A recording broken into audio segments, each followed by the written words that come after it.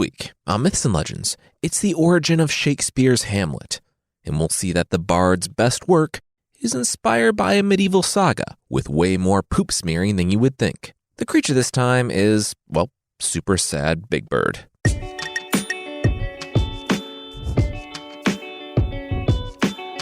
This is Myths and Legends, episode 215, Madness.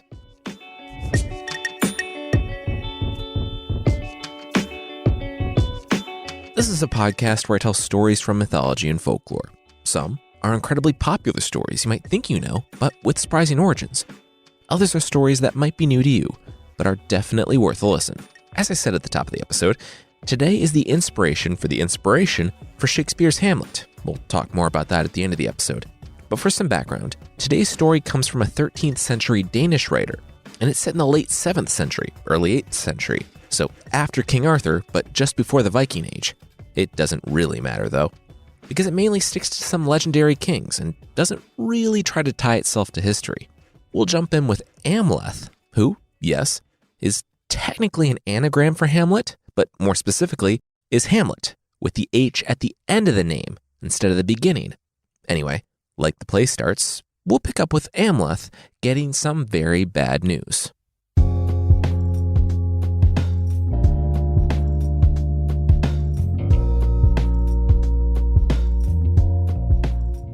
Was it ear poison?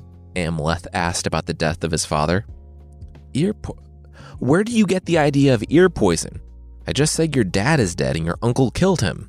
What even is ear poison? The messenger from the royal court asked. You're asking a lot of questions about ear poison that are pretty much answered by the phrase ear poison, Amleth, the Prince of Denmark, clarified. The messenger nodded, true enough, but no, it wasn't ear poison. Feng, the king's brother, just stabbed him a bunch of times. Amleth nodded thoughtfully and asked what his mother, the queen, thought about all of this. The messenger replied that she seemed to be taking it well. Already apparently moved on, too. She married Feng, the uncle, and the guy who killed Amleth's father. Amleth said he needed to go to the bathroom. Did the messenger mind? The messenger said no, and also the notoriously moody prince was really taking all of this very well. Also, Amleth was kind of next in line for the throne. Kind of didn't bode well for him, though, since the last guy died bleeding out on the floor. Didn't Amleth say he was going to use the bathroom? Amleth nodded as he squatted on the floor. The messenger said that he was asked to escort Amleth to the palace to talk about succession. The messenger then grimaced at the smell as Amleth grunted. Oh, we don't need to worry about that. There's not going to be some big succession fight, Amleth said. I'm crazy. I'm mad now, he said, scooping up a big old handful of his own waste and smearing it on his face and silk shirt. So distraught. Daddy, why? He held out a hand, and the messenger reluctantly helped him up. All right, Amleth said, rising to his feet. Let's go see the new king.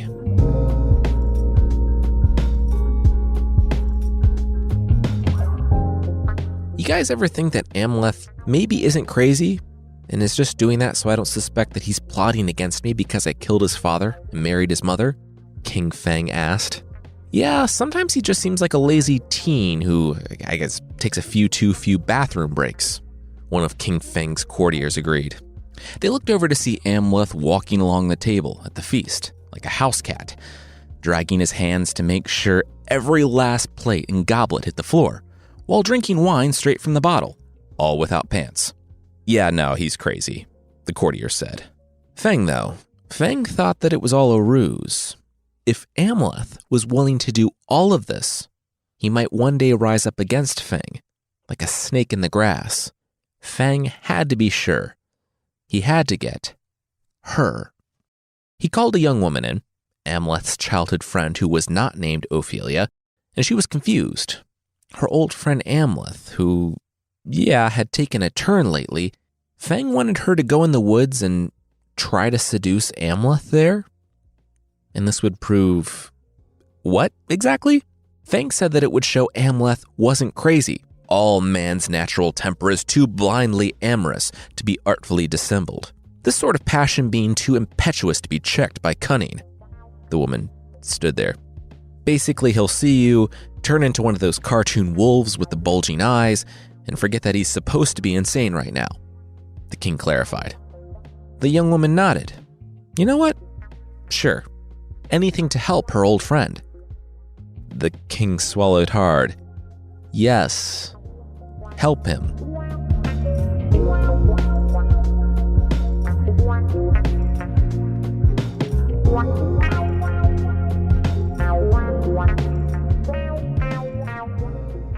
I'm a knight, look how knightly I am, Amleth said, as he held the horse's tail like reins, riding it backwards as the horse galloped. You know, for being crazy, he's really lucky. That's actually pretty difficult to do, one of Feng's courtiers said. The king rolled his eyes. That was the point of this whole trip. Stay in character. The hunting party, / trap, continued on, with Amleth basically being a fool for their entertainment. They found a ship that had been wrecked on the beach, with just the rudder remaining, and Amleth yelled out that they found the right knife to carve such a huge ham. I know I've said this in the past, but the bar for comedy was pretty low in the Middle Ages, and the joke landed, but we're also told by the narrator that this comment was very witty, because the rudder was like a knife, and the sea was a massive ham. It was about as wise as it was funny. Amleth felt a tap on his shoulder, as he was stooped over a dead deer in the forest. The prince turned. It was his foster brother, a man who had been raised in the same house as him. The foster brother met Amleth's far-off gaze and said, he could see Amleth wasn't doing well after the death of his dad, but in the event that he was doing well, and for some reason was just faking it, laying around the palace and smearing human waste on his clothes and hair every morning, well, King Feng, his uncle, thought that he was faking it. He devised a trap for him to drop his guard. If Amleth found a beautiful woman waiting in the forest that wanted to be with him, then and there, no questions asked. I mean, that was suspicious in and of itself, but the foster brother didn't want Amleth to miss an opportunity. So here's the deal. If all the king's horses and all the king's men were gathered around Amleth and some woman to watch, the foster brother would warn him with a piece of straw tied to a gadfly. Amleth blinked and finished putting the decomposing hooves in his pack. Did you get any of that? The foster brother asked Amleth. He grimaced. Amleth was eating sand. Cool. The foster brother shook his head when Amleth held out a handful of sand, offering his foster brother a bite. When Amleth saw this, he shrugged and shoved it in his own mouth.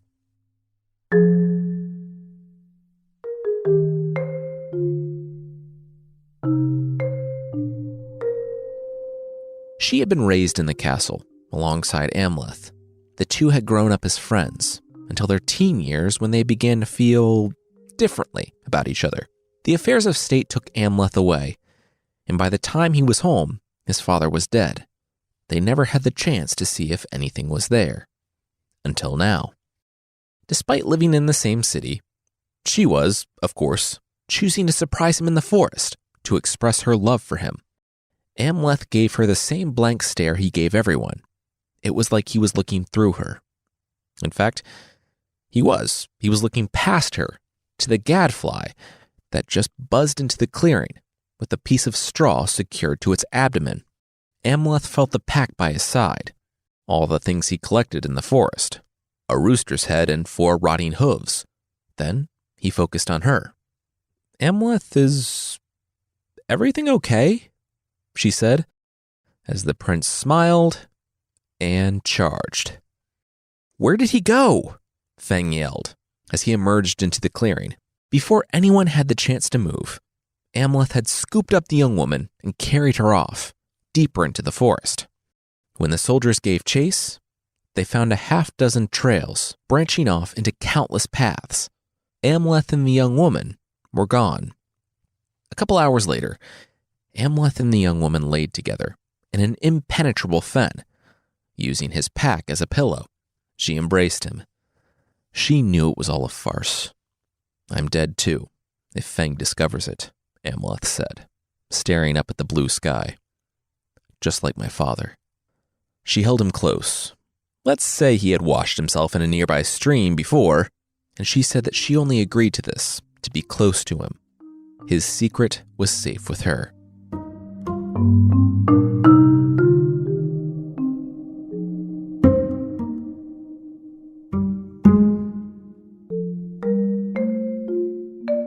"So you and this young woman, huh?" the men asked when he returned to camp. Amleth remained silent. The men jeered, looking at each other. Now, they were going to ask the question that every guy wanted to know after his buddy, what did they use as a pillow? The other guys bit their lips and listened close. Oh yeah, this was getting good. Was it Egyptian cotton? Linen? Oh, silk? Amleth sat up straight and cocked an eyebrow. He said he did indeed spend an evening with the woman, and that their pillow was the hooves of beasts of burden and a coxcomb, the little thing on top of a rooster's head. Amleth continued saying that they enjoyed each other's company after a fly carrying a straw buzzed by his head. The men sat back, their literal pillow talk having gone nowhere. They rolled their eyes. Nothing happened, guys. Also, Amleth, you can lie about the women you're with, but don't you dare lie to us about the pillows you sleep on. That stuff is serious, man. You got these guys all excited. The soldiers crossed their arms and left the tent.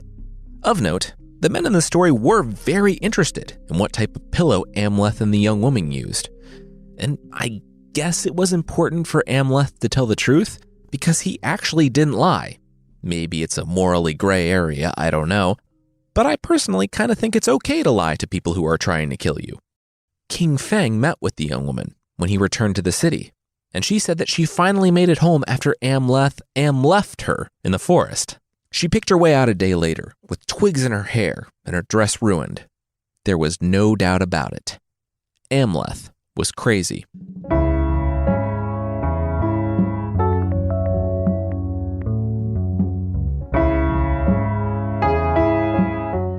Amleth was with his mother, doing his usual Tuesday morning thing, pretending to be a rooster.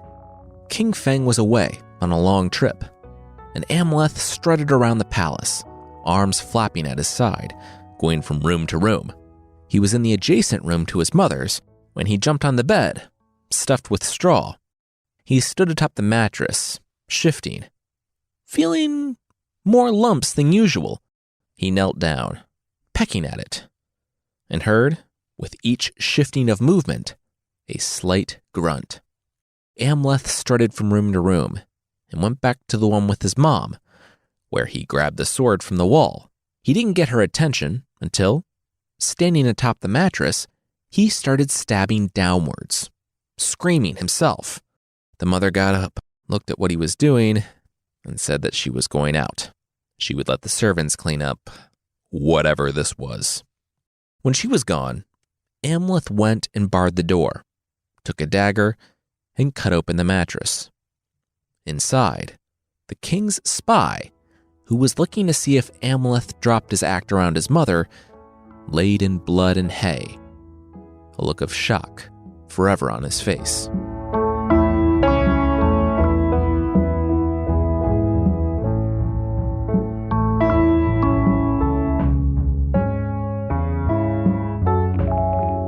"What you got there, Amleth?" the palace guard asked the young prince, who was whistling and carrying a big sack while he walked out to the sewers. "Big old sack of human remains," Amleth beamed. "I'm gonna go feed the pigs." "You do that, bud," the palace guard said with a wink. When Amleth passed, the guard's smile faded when he shook his head. Poor kid. "I chopped up and boiled a human. Now I'm gonna feed him to pigs," Amleth sang as he walked. The people barely noticed the song or sack full of meat, just that Amleth wasn't covered in filth. They were so proud. "You get a finger. You get a finger. Everybody gets up." "Oh, wait, no. Sorry. Only 8 more pigs get a finger. Sorry, guys," Amleth said to the pigs in the sewer as he tossed the remains of the eavesdropper. When he returned home, whistling, he found his mother sitting by the bed he had just cut open, the blood and feathers left for her to find. She stood, What happened here? What had he done? He looked his mother in the eyes. He said he did what he had to do for his father. His uncle had murdered the former king, and now he was coming for Amleth, too. We can't all marry him. The mother swallowed hard. That was surprisingly lucid for her son. He stepped closer. He had a lot to say. He called his mother a harlot, asking how she could share the bed with a man who shed his father's blood, who also wanted to shed Amleth's blood. They called him mad. But how crazy was his mother to marry the man who killed her husband? But make no mistake, Amleth was waiting. The passion to avenge his father still burned in his heart, and he was watching for his chance. The hour would be there soon. When the time came, would she stand in his way? His mother gritted her teeth and then broke down sobbing. She was so glad he was okay. Filled with an unquenchable murderous rage, but I guess okay. She said she had been so scared. She felt so alone. With him gone, then mad, and everyone in the court turning to support the murderer, she didn't feel like she had another choice. But now that they were two, they would be strong together. What did he need her to do? He smiled. Weave. She was confused. Weave. Amleth nodded. Yep, weave a big tapestry, showing her love for her son. Make sure it hangs in the Great Hall. That was the key to their revenge.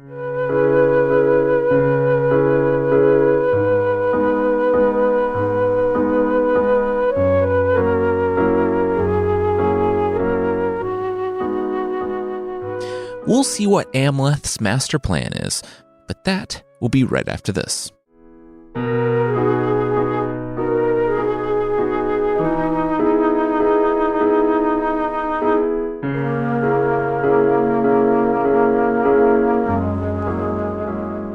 The boat to Britain rocked on the waves. Amleth heard the snores begin to start, and his eyes shot open. He slid down from his hammock and slunk across to the two retainers, who were not named Rosencrantz and Guildenstern. The flap of their leather pouch flopped open, and Amleth slid a flat piece of wood out of the pack. Glancing up at the two men, he smiled as he read. When King Feng returned, he had asked about his courtier, a man who had not been known as Polonius, but no one had seen him for weeks. He asked Amleth in jest, but the youth only laughed back that not Polonius must have slipped through the sewer grating and been devoured by the swine down there. King Feng couldn't parse out this truly inscrutable mystery, because people not cut into pieces couldn't just slip through grates, and never found out what happened to his servant. Finally, he just decided to have Amleth killed. Don't know why he didn't do that to start with.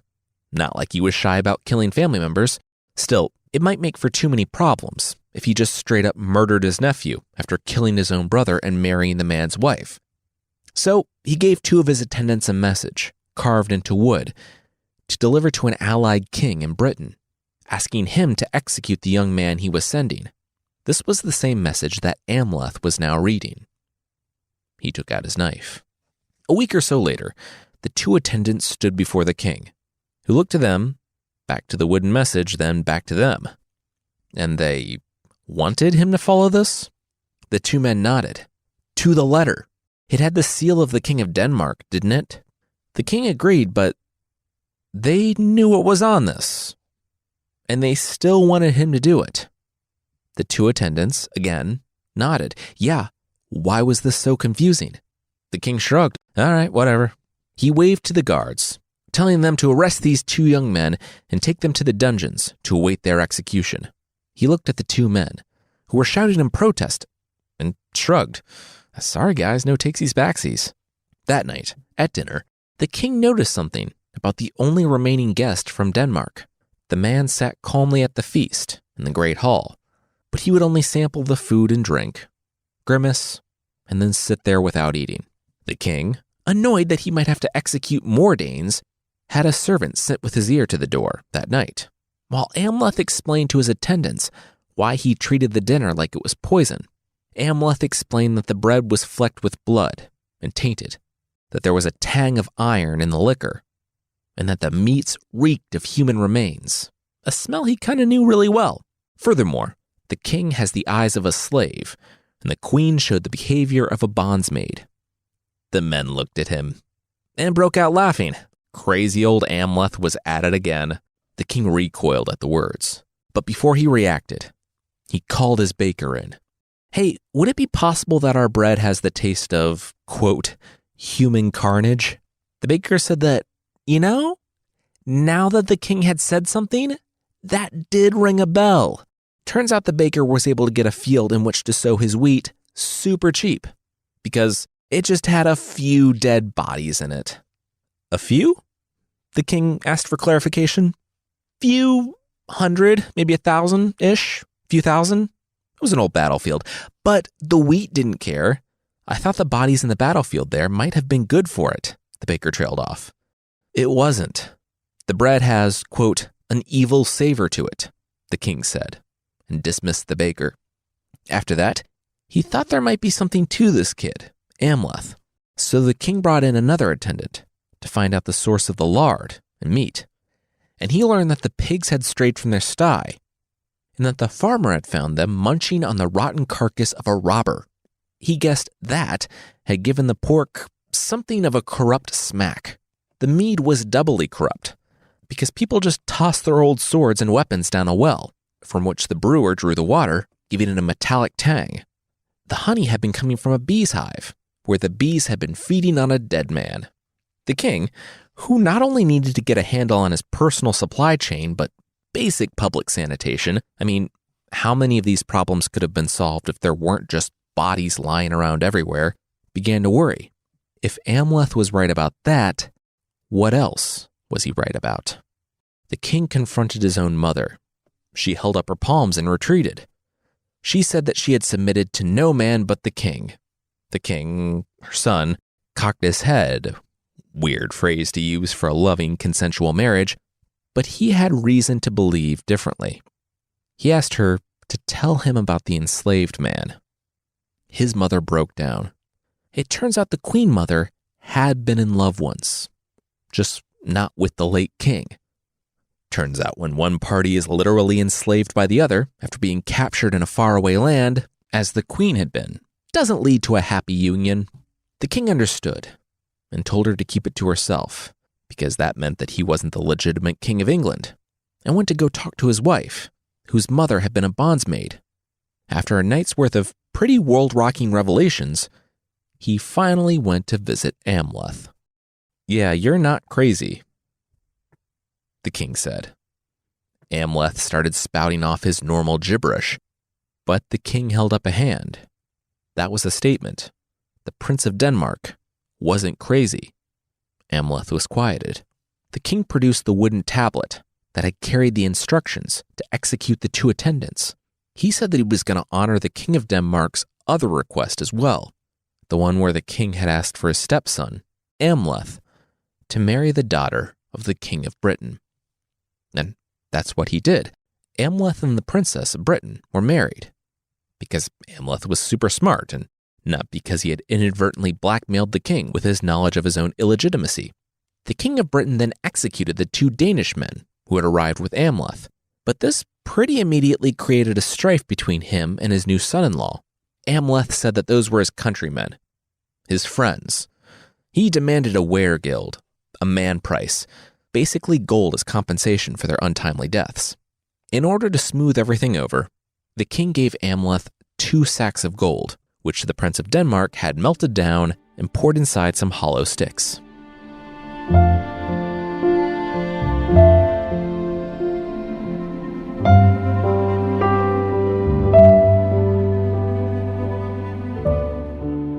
It's been almost a year. Seriously, no news from Britain, King Feng asked. His attendant was going through the mail. Bill, junk. Oh, here. It was from the King of Britain. King Feng held out his hand. "Ooh, gimme. He snatched and tore it open. "The executions went off without a hitch, and my daughter has been wed," Feng read.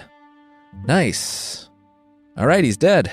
Is it weird that he wrote executions plural? Anyway, there's a language barrier. Don't know why he thinks I care about his daughter, though. "Who's dead?" Queen Gurutha, which was the queen's name, yelled from the other side of the great room. "Oh, nobody. You keep hanging your fun tapestry, King Feng said with a grimace.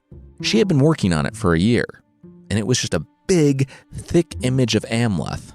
She insisted on hanging it in the Great Hall on specially forged hooks that could support the weight. Feng thought it was just tacky, but what are you gonna do? The queen insisted on a feast to celebrate finishing the tapestry, and the king agreed with a sigh.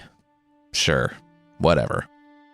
That night, there was a pounding, and, with a kick, Amleth came striding in, banging on tables and beams with his 2 wooden sticks. It was weird being back, resuming his role as a madman, but he did get back into it. It was like slipping on a glove, a smelly, feces-smeared glove. The king shot up. What was he doing here? Amleth said he had returned from Britain. Feng asked about the 2 attendants that had gone with him. About the message. Amleth held up the 2 sticks, the hollow sticks that had been filled with gold, the weregild. Here were the 2 attendants. Everyone rolled their eyes. And once again, the story is sure to tell us that he's not lying, because the sticks contain the gold that paid for the price of the lives of the 2 men.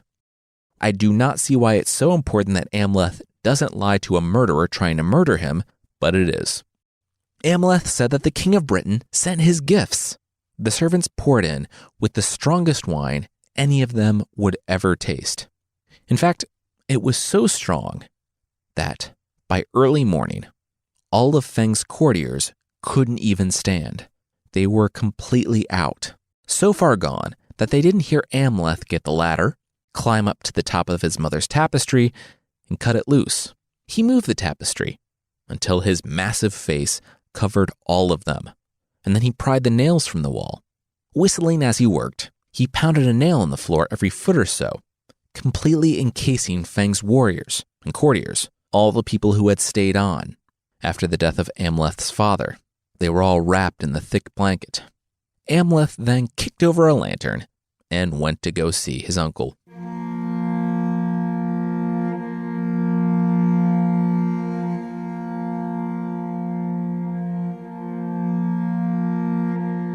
King Feng smelled the smoke first, and then opened his eyes to see him, Amleth, standing by his bed. "You have to answer for my father, Feng," Amleth said, his sword drawn. Feng sat up in bed, eyes narrowed. He knew it! He knew Amleth wasn't mad. Amleth held up his weapon, asking Feng if he recognized this sword, the one Amleth extracted from his father's tomb. Did his father draw it in defense? Or did he trust his own brother? Feng swallowed hard, the screams of the trapped men starting to rise in the main room. Amleth nodded. That's what he thought. Well, Amleth said he was an honorable man.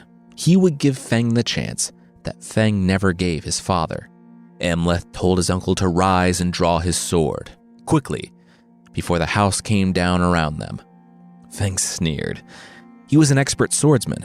This kid, Amleth, had spent the past couple of years rolling in the muck and spouting gibberish. Amleth didn't stand a chance.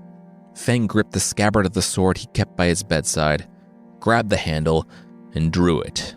Or tried to. He glanced at Amleth, then to the sword. Well, this was embarrassing. This never happened to him. But why wasn't this thing coming out? Oh, yeah, I nailed your sword to your scabbard tonight while you were out drinking, Amleth laughed. Oh, did you think I was going to fight you after I already won? Please. Amleth stabbed his bewildered uncle in the heart and fled the burning house. His uncle was dead. His closest supporters were burning alive in an Amleth blanket burrito. Amleth's father had finally been avenged.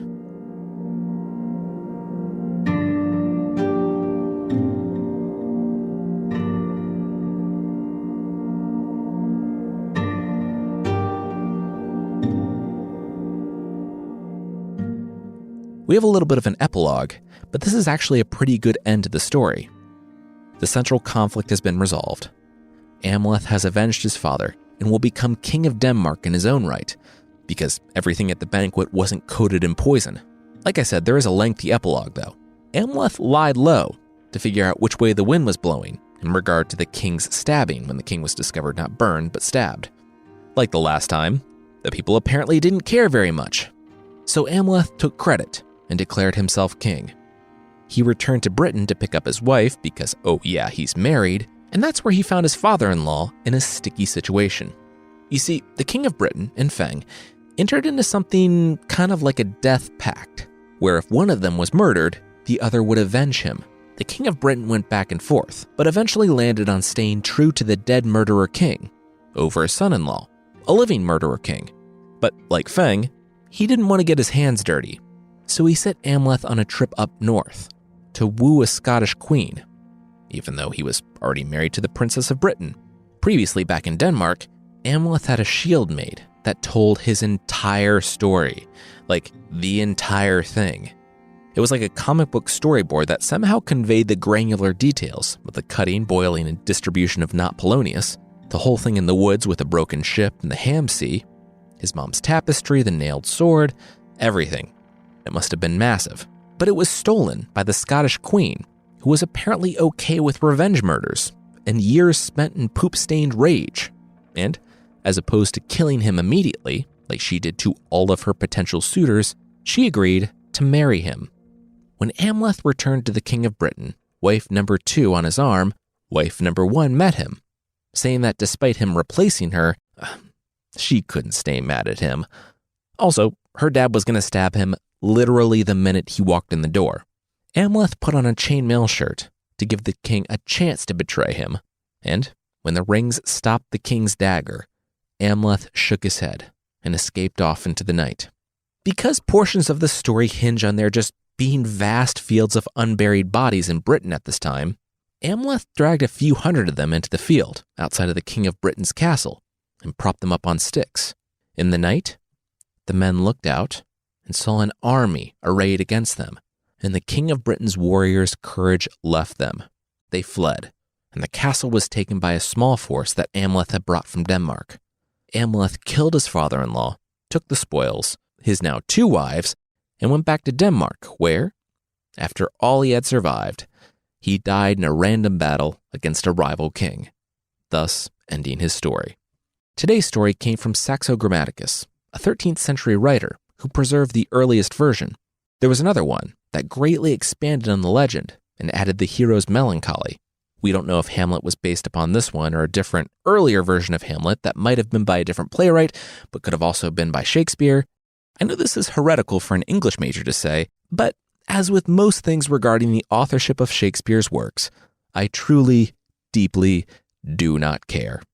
Next week, we're back in Russian folklore with a dragon slayer and everyone's favorite witch, Baba Yaga. Well, I mean, everyone's favorite witch unless you've actually seen her and been invited to her house. Then she's absolutely terrifying.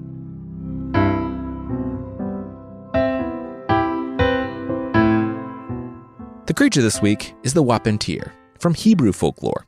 The Wapentire has a sad little life.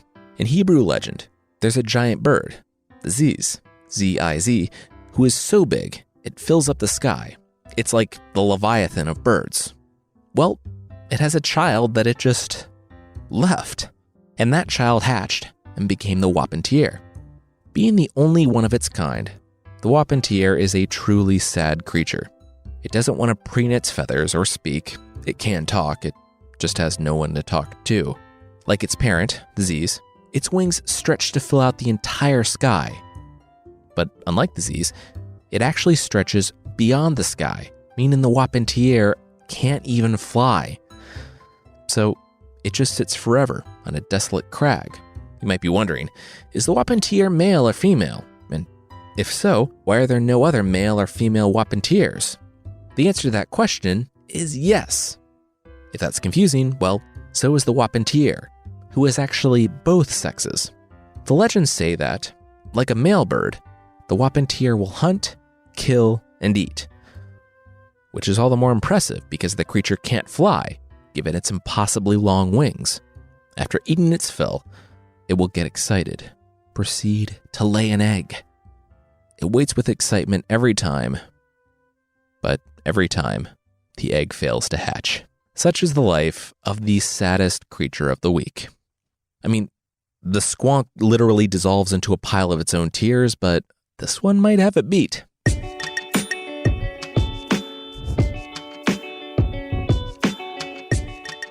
That's it for this week. Myths and Legends is by Jason and Carissa Weiser. Our theme song is by the band Broke for Free, and the Creature of the Week music is by Steve Combs. There are links to even more music in the show notes. Thank you so much for listening, and I'll see you next time.